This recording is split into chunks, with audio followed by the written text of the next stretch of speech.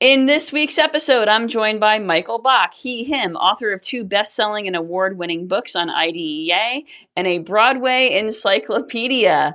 This week, our conversation is about good vibes globally, signing on to equity, game-changing inclusion, and more.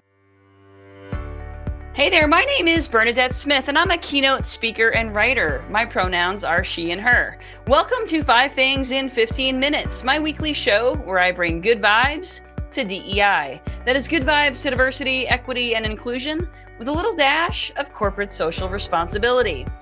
What I have found is there are lots of news stories about what's going wrong in the world and lots of negative data. But there are also a lot of things going right. That's what I like to focus on. I search for stories that we can be inspired by and learn from. My hope is to inspire you to experiment with some of these actions and policies to help you build a more inclusive world.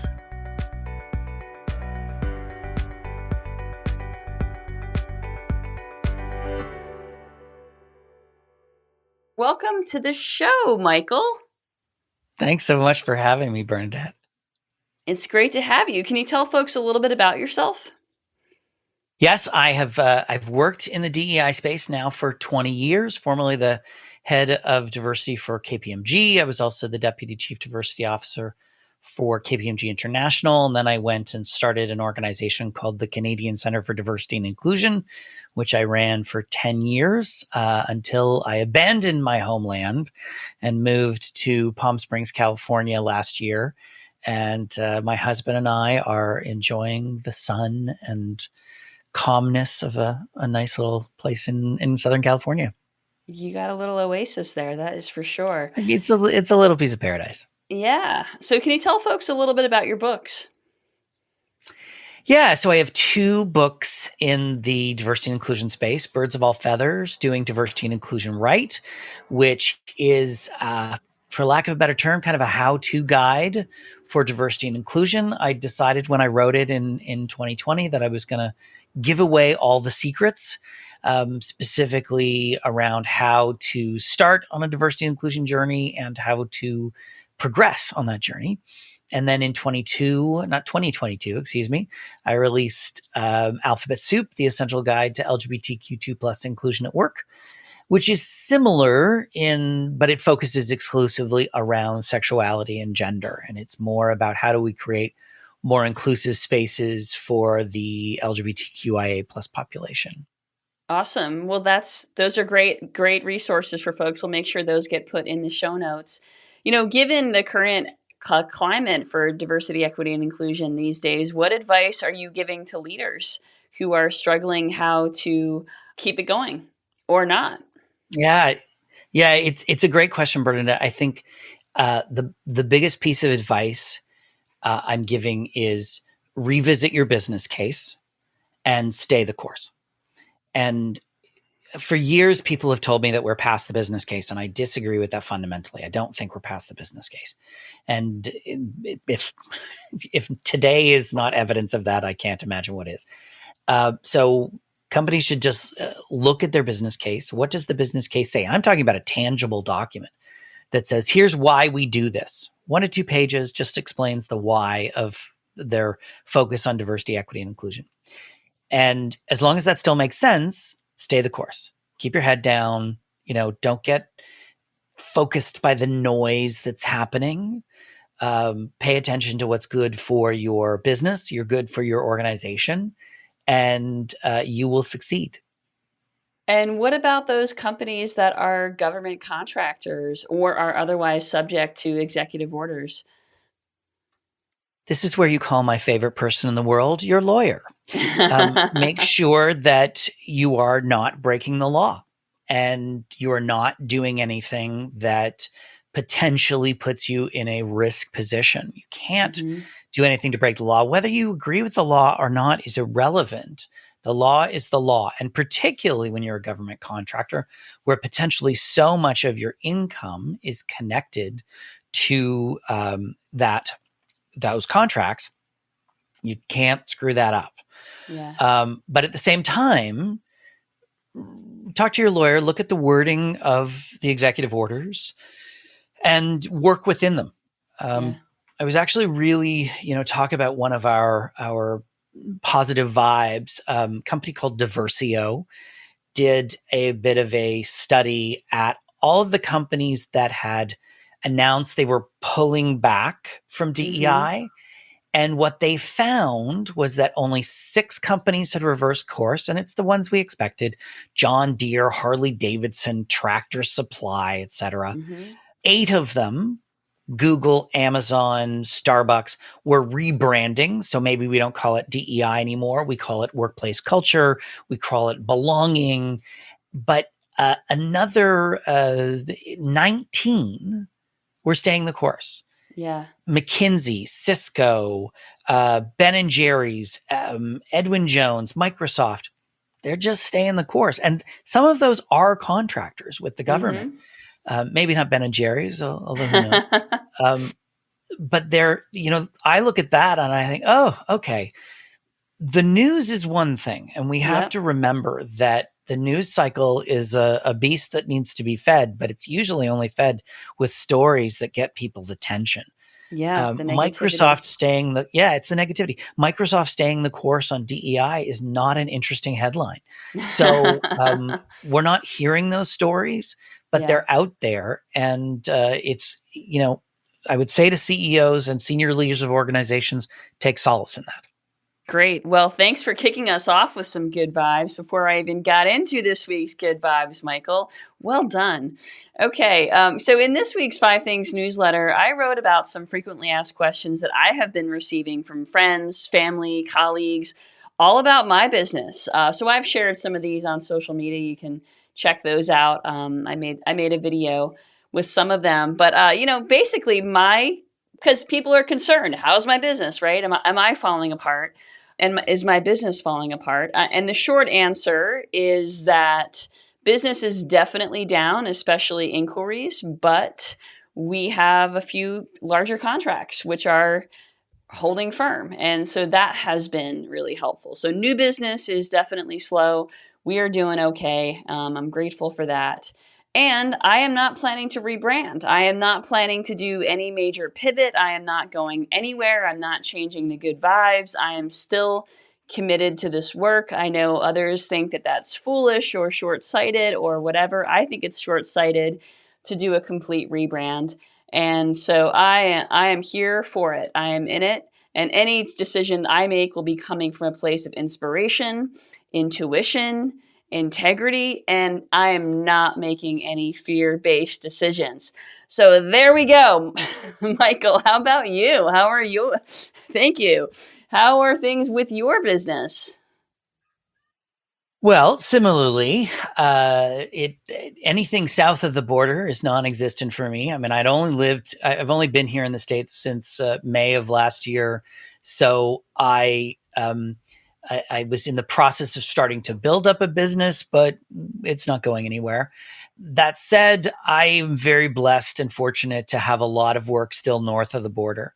And so I am doing speaking engagements across Canada throughout the summer. And the occasional bit of consulting work that I do, I'm still getting calls for that. But it is all north of the border. And like you, I'm not rebranding. I thought about it. I had a serious think about that with myself. And I thought, we're trying to put the toothpaste back in the tube. If you Google my name, rainbows and unicorns fly out of the screen. There is no way to avoid the fact that I have worked in DEI for 20 years. So to suddenly call it something like workplace culture or HR, beside being completely disingenuous and undervaluing the work that I've done for 20 years, it's not going to fool anybody. I work in a very specific field just as you do, and that isn't going to change. So I have not rebranded. I've taken a deep breath, and I'm going to continue doing the work I do. I'm just going to have to fly across the border a lot more than I expected. Well, I have no doubt that your authenticity and my authenticity will be rewarded. Keep your energy up, folks. It's a long game. Absolutely. Keep it You know up. what I would also say, Bernadette? I am a woman of a certain age. This is not our first rodeo. This is not the first time we have experienced pushback because of the work we do. And when I think about it from my perspective, I've been working in the LGBTQ plus space for gulp 40 years. And we have fought and continue to fight for our right to exist, let alone for inclusion. Yeah. And we will continue to fight. And if we thought we were done with the fight, obviously we're not. And that goes for everybody. And I think what I would say to people is now focus on the inclusion. Don't focus as much on the representation.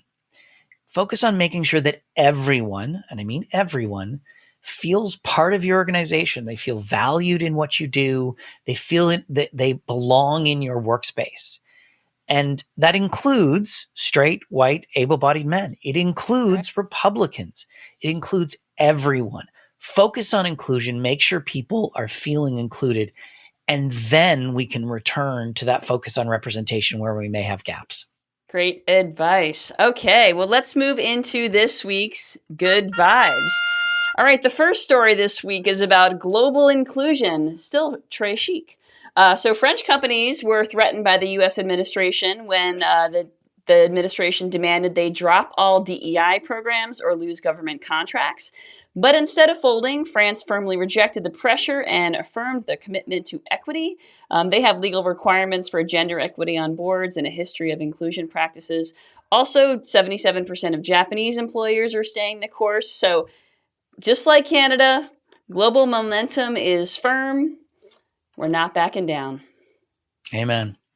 All right. I was just going to say the last thing you want to do is try to tell the French to do something. Yeah, they won't. Yeah, exactly.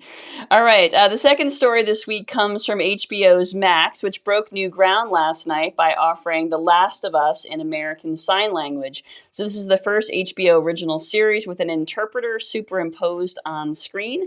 So season 2 started last night, but the move actually retroactively includes season 1. So there have been, this is the first real example of episodic TV with ASL integrated. 1 million deaf Awesome. ASL users in the US. Do you use ASL? Do you know ASL, Michael? I do not know any ASL. I know a few things, how to say thank you, how to clap. This is how you clap in ASL. But I'm thrilled that HBO Max is using that as part of their integration rather than just closed captioning, because ASL is a different language. And it's such a great opportunity to include people who use ASL in the entertainment experience. Exactly. I completely agree. All right, and the third story this week comes from the Game Developers Conference, where Microsoft, Nintendo, Sony, and Ubisoft unveiled the Accessible Games Initiative, which is a coordinated push to make video games more transparent about how they can support players with disabilities. So this means that in these digital storefronts, there will be standardized accessibility tags that flag features like large subtitles, narrated menus, customizable controls, so users can decide before purchase whether that game is actually going to meet their needs. But what I especially like is that it was developed with direct input from disabled gamers. I love it. I love that they're making this change. I love that we are talking about accessibility as part of the DEI conversation, and that it's really just becoming integrated in what we do, so that it's not special. It's just a different way of doing things. It's a different way of providing things to their players, which is so exciting. And it should be part of how it's built from the ground up, right? But Absolutely. if it's not, it's important to go back and look for those gaps and involve community members while you're figuring out what needs to be done. Yeah, absolutely. All right, that's systemic change right there. Okay. The fourth story this week is about reality star T.S. Madison, who is a Black trans woman. She has turned her former Atlanta home into the T.S. Madison Starter House. a safe reentry place for formerly incarcerated Black trans women. So this is run in partnership with local nonprofits. It's a first of its kind Southern initiative that provides holistic support from mental health care to entrepreneurial workshops. And these residents are honored as stakeholders, which I love that. 47% of Black trans women have experienced incarceration. So this is really significant. Yeah, I think this is just so fantastic, and I'm thrilled that TS has taken this on and created that space for Black trans women to reintegrate in society. Because if you're not aware, reintegration is difficult at the best of times, but add into it that you are Black and trans, and it can become an overwhelming experience. So I'm thrilled at the initiative. Yeah, all the dimensions of marginalized identities, right? So Black, Yeah, trans, woman, anything else that can come into play, physical or yeah. mental health, all of it, And so these folks are at a lot of risk, and I love this. It's a lift. It's a lift while you climb example. Exactly. Yeah. Perfect. All right, and the last story this week comes from Hewlett Packard, which is leading the way with parental leave. So, actually, here in the US, which you might be unsurprised to learn, Michael, only 27% of private sector workers have access to paid family leave, and just 6% of low wage workers. But Hewlett Packard employees receive 26 weeks of fully paid care, a soft reentry period, backup childcare, and I mean, amazing support. So it's so important. This has always been a bit of a goop for me. I come from a country, and I won't even tell you how long people get for paid parental leave, Oh, come because on, every tell us. woman would be. It's 18 months. Oh my Um, gosh. it is 18 months Wow. of, now that's not coming from the employer; it's coming from the government. It's a whole thing, but I and coming from countries where working in countries where there's extended leave, and when when I came to the United States for the first time 20, 30 years ago, to hear that there was no leave or very limited leave was quite surprising to me. So I'm thrilled to hear that HP is doing that and leading the way around family inclusion. We just need more of that. Absolutely. I mean, it just seems like such a no-brainer. I mean, the Yes, amount of loyalty that this would generate from employees, the amount of huge. savings on hiring and turnover, like It's going to be a massive lift for HP. I'm sure what they did was looked around the world at all of the other countries that they operated in and looked at turnover rates and all sorts of data to come up with this. And they realized that yes, providing parental leave is a good thing for our business. So I'm very happy they did it. yeah. And I think that there is this sort of false choice between career and family as well that women in particular and even men face. And I think this normalizes it as long as people Absolutely actually take the leave. But it looks like right. most employees take 3 weeks, or women do anyway. So significant. Fantastic. All right, so let's move into this week's good vibes to go. I'll share my good vibe to go, and then Michael, I will invite you to share your good vibe to go. So, if you're into the apocalypse, or even if you're not, check out that ASL version of The Last of Us on HBO Max. So, I'm going to watch that with my son tonight. He was a little late for us last night, so we're going to check it out today. But check it out just to see how it looks to have ASL done right. All right, Michael, what is your good vibe to go? Well, I can't say that it's related to the apocalypse, but my good vibe to go is to do something for your own mental health, your own Mm, mental well-being. And I do that by just getting out into the sun. I fortunately live in a community that it's 350 days of sun a year.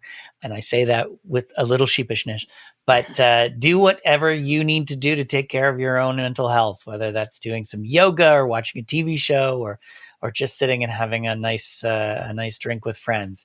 Whatever you need to do, make sure you're taking care of your mental health. yeah, well, for me, it's pickleball and stand up comedy. So I'm so grateful that I have Fantastic. those outlets. At the same time? No, but that would be a trick, wouldn't it? I do have some stand-up comedy about pickleball, though, so it's kind of at the same time. I bet you do. All right. Well, it's been awesome having you on the show, Michael. How can folks get in touch with you? They can go to my website at michaelbach.com, or they can find me on social media. I am at the Michael Bach on all the social media platforms. Awesome. Well, it has been a real treat having you today, Michael. And folks, if you don't already get the 5 Things newsletter, you can subscribe at 5thingsdei.com. Have a great week. Thank you for listening to 5 Things in 15 Minutes. I hope you found yourself inspired by at least one of this week's stories. If you did, would you mind sharing it with a colleague and leaving us a review on your favorite podcasting platform? And if you don't already get my 5 Things newsletter, join at 5thingsdei.com. I'm Bernadette Smith, and I'll see you next week right here for 5 Things in 15 Minutes, bringing good vibes to DEI.